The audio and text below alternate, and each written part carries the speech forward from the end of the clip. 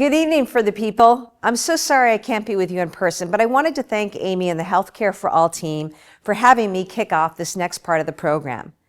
As governor, I'm so proud that Massachusetts is #1 in healthcare, and that's not by accident.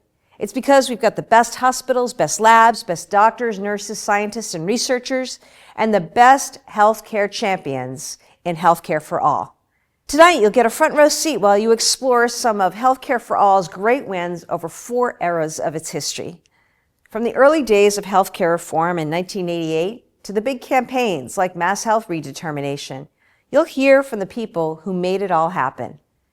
After 4 decades of fighting for health justice, you've got a lot to be proud of, and we've got a lot of ground to cover. So let me just say this: congratulations, Healthcare for All. Let's keep working together to help people get the affordable, equitable care they deserve. Enjoy the event. 19 years ago, I signed Chapter 58 into law. That was, as you know, an historic healthcare reform law in Massachusetts that expanded health coverage to over 400,000 previously uninsured people in our state. The law did that by creating the Health Connector, Commonwealth Care, and targeted Medicaid expansions. It was based on the principle of shared responsibility by government, employers, and individuals. In order for it to work, healthcare providers and insurers also had to be part of the solution. Now, HCFA played a crucial role in bringing together a broad coalition that worked towards the same goal, which was expanding healthcare access for uninsured people. Within 3 years of Chapter 58 being implemented, Massachusetts was responsible for 24% of the decline nationally in the number of uninsured people, despite the fact that our state only represented 2.1% of the national population. And that's something I think we can be proud of. To date, Massachusetts has the lowest uninsured rate in the nation, and Chapter 58 has become a model for healthcare programs across the country. So tonight, I join all of you in celebrating the impact Chapter 58 has had on so many lives, and I'm congratulating Healthcare for All on their 40th anniversary. Good evening, everyone. Deval Patrick here. And I remember when I served as governor, what an important partner Healthcare for All was in implementing what was then a brand new expansion of healthcare and a model for the whole country.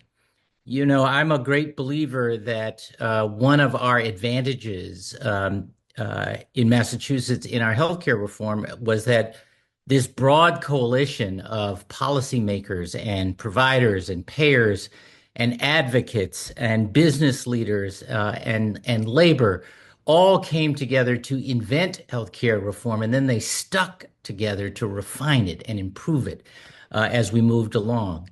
And Healthcare for All was a critical part and continues to be a critical part of that coalition. Policy matters, in my view, where it touches people.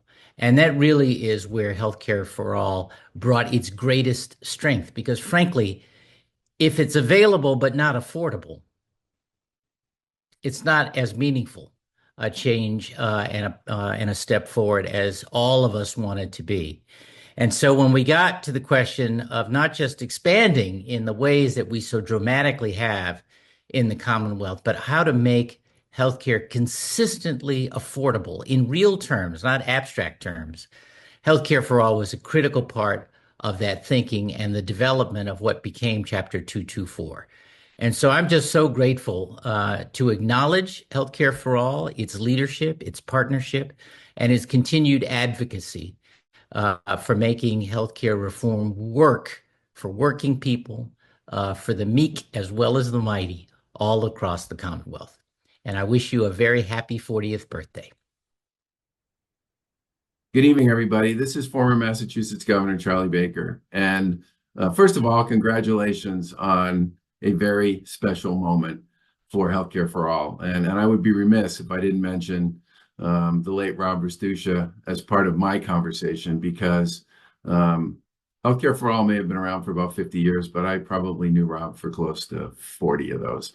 And while we didn't always agree, I always respected the way he approached issues and people and communities. Rob was a coalition builder, and you didn't have to agree with him all the time to be part of his coalition. And And that kind of politicking is something that I think we could use more of these days.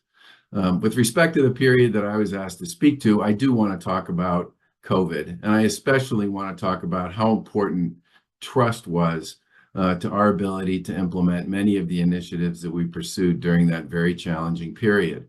One of the ones I think many of us look back on with an enormous amount of pride and satisfaction was the Vaccine Equity Initiative. And the reason for that is we had so many groups like Healthcare for All who had long histories in healthcare and in community work here in the Commonwealth, who banded together with local officials and with healthcare communities and with state government to create what I would call was a dynamic and constantly changing and very serious approach to how we were going to go about convincing people who were concerned for all kinds of reasons about getting vaccinated, about why it was the right thing to do.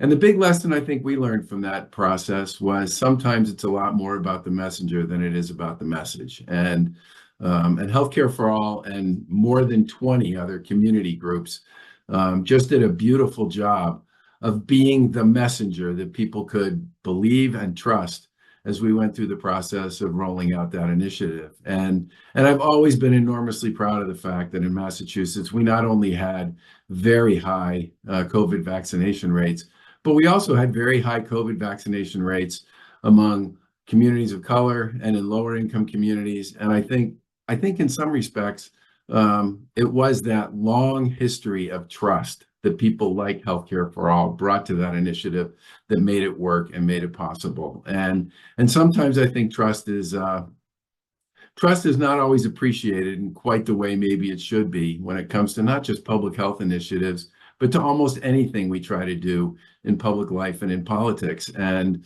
an organization like Healthcare for All that has become a trusted partner to so many in so many ways over the course of its long history, I think is a real tribute, not just to the work of the organization, but to the people who work there and how they do their job and how they think about their place in the larger constellation of public policy discussions and healthcare commentary. And I would just want to say that I hope you continue to be not only a trusted voice, but an organization that's filled with people who believe in building a big community around these kinds of issues, because frankly, you're really good at it and it really makes a difference here in the Commonwealth. Again, happy birthday and congratulations.